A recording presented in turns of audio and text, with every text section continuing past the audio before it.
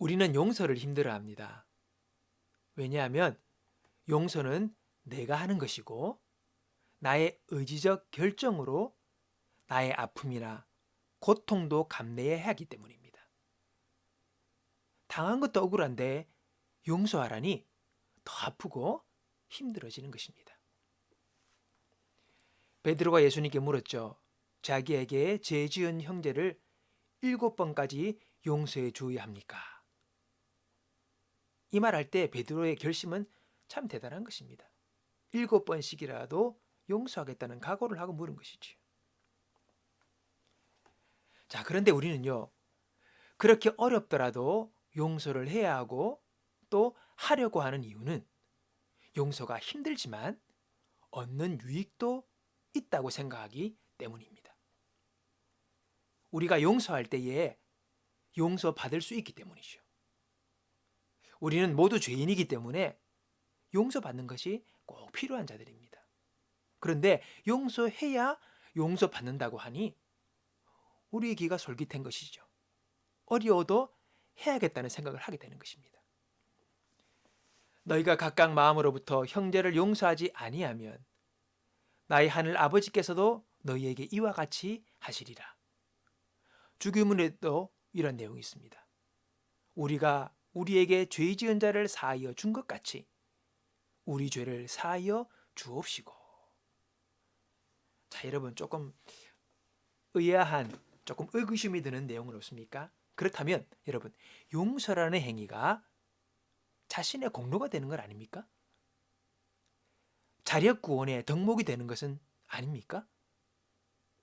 내가 하면 용서받고 내가 안 하면 용서 못 받는, 나의 용서가 구원받는 조건이 되는 게 아닙니까? 그건 아니잖아요. 우리는 용서를 잘 이해하기 위해서는요, 용납이라는 말을 쓰는 것이 좋습니다. 용납이라는 것은요, 어떤 의무적 요구에서 나오는 것보다 그 사람이 어떤 상태에서 나오는 반응입니다. 그 사람의 존재 자체에서 흘러나오는 어떤 반응이라고 할 수 있는 것입니다. 성경에 보면 10,000달란트, 즉 10조 원의 돈을 탕감받은 사람 이야기가 나옵니다. 여러분 잘 아시죠? 정말로 이 정도의 돈을 탕감받았다면 그 사람은 까무러쳐도 당연한 반응일 것입니다. 10조 원이에요. 감격을 넘어 이건 충격이죠. 이 정도의 탕감을 받았다면 그의 마음은 정말 관대함으로 넘쳐날 겁니다. 뭐 그냥 정신이 없겠죠. 너무 좋은 거죠. 기쁨과 은혜가 마음에서 그냥 철철 넘칠 겁니다. 10조 원입니다. 웬만히 자신에게 잘못한 사람이 보여도 다 용납할 거죠. 당연하겠습니까? 근데요, 그가 이 10조 원의 탕감을 받고 나오면서 100데나리온, 즉 1,000만 원의 빚을 진 사람의 멱살을 잡고 감옥에 쳐넣어버립니다. 그에게는 관대함, 즉 용납이 없습니다. 무슨 말입니까? 그는요, 은혜를 받은 사람이 아니라는 거예요. 그 10조 원의 탕감을 은혜로 생각지 않았다는 것입니다. 은혜의 감격 속에 있는 사람이라면 도저히 할 수 없는 행동을 그 사람이 하고 있던 것이죠. 그런 다시 감옥으로 들어가지 않습니까? 우리는 참으로 깊이 이 문제를 생각해 볼 수 있어야 합니다. 그리스도인은 탕감받은 은혜로 사는 사람입니다.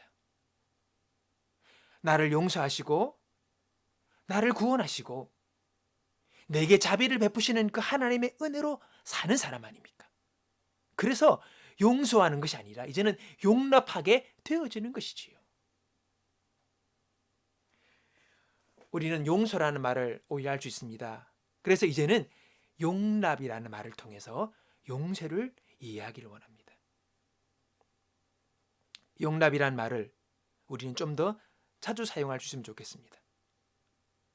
용서는 내 중심이지만은 용납은 하나님 중심의 말입니다. 나 중심의 태도가 깨어지지 않으면 용서는 어려운 것입니다. 안 되는 것이지요. 오늘 내가 넘치는 은혜를 하나님께로부터 예수 그리스도의 그 구속의 은혜를 통해 내가 받았으니 이제는 우리가 그 크신 은혜를 받은 자로서 상대를 향하여 용납의 마음을 가지고 살아갈 수 있기를 바라는 것입니다. 용납의 관점에서 보아야 진정 우리는 용서할 수가 있게 되는 것이지요. 그래서 하나님의 자녀는, 거듭난 자녀는, 그 십자가의 보혈로 말미암아 용서를 받은 자는 우리는 용납할 수 있고 용서할 수 하며 살아갈 수 있게 된다는 것입니다.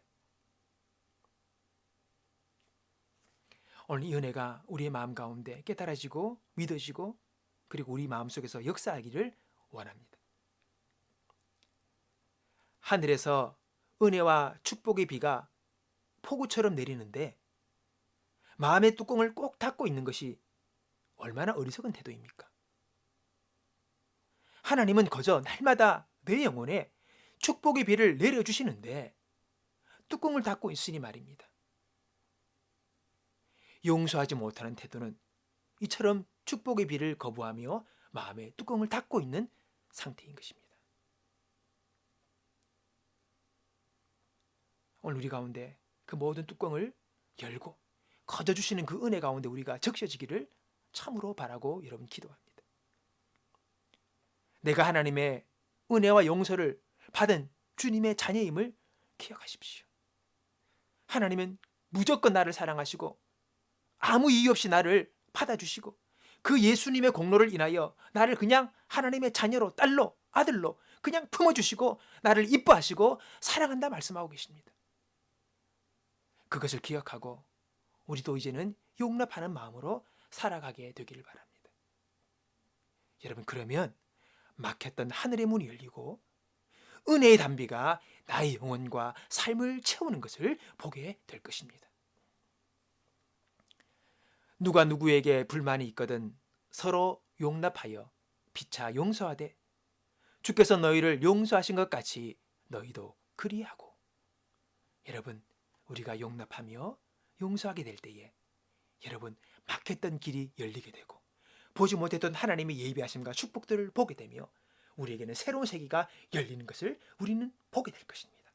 이 은혜, 오늘 저와 여러분 주님의 크신 은혜 안에서 용납함으로 용서함으로 누리며 살아갈 수 있는 저와 여러분 되기를 주님의 이름으로 간절히 축원합니다.